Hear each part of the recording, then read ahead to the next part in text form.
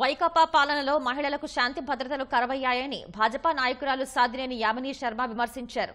విజయవాడలోని భాజపా కార్యాలయంలో కూటమి నేతలతో ఆమె ప్రత్యేక సమావేశం నిర్వహించారు. సీఎం నివాసానికి సమీపంలో అఘాయిత్యాలు జరుగుతున్నా నిందితులపై కఠిన చర్యలు తీసుకోలేదని మండిపడ్డారు. వైకాపా ప్రభుత్వం యువతను డ్రగ్స్, గంజాయికి బానిసలు చేసిందని ఆమె ధ్వజమెత్తారు.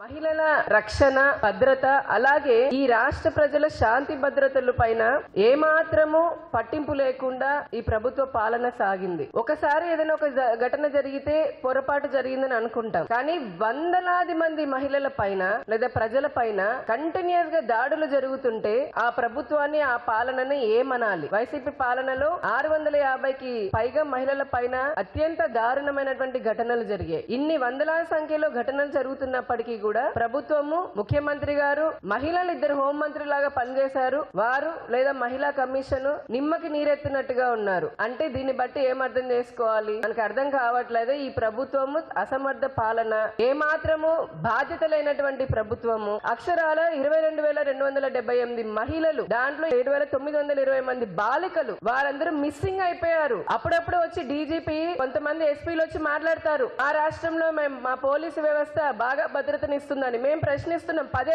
అడిగాము శ్వేతపత్రం రిలీజ్ చేయమని, కానీ ఇంతవరకు అయినా సరైన లెక్కలు చెప్పారా? వ్యభిచారం కోసం మహిళలను అక్రమ రవాణా, హ్యూమన్ ట్రాఫికింగ్ చేసేటటువంటి రాష్ట్రాల్లో ఆంధ్రప్రదేశ్ 3వ స్థానంలో ఉంది. డ్రగ్స్ మనందరూ తెలిసిందే, వేలాది కిలోల డ్రగ్స్ గాని, గంజాయి ఈ మద్యానికి కేర్ ఆఫ్ అడ్రస్ లాగా నెంబర్ 1 లాగా ఉంది. కానీ ప్రజలని రక్షించే క్రమంలో అట్టడుగు స్థాయిలో ఈ రాష్ట్రం ఉంది.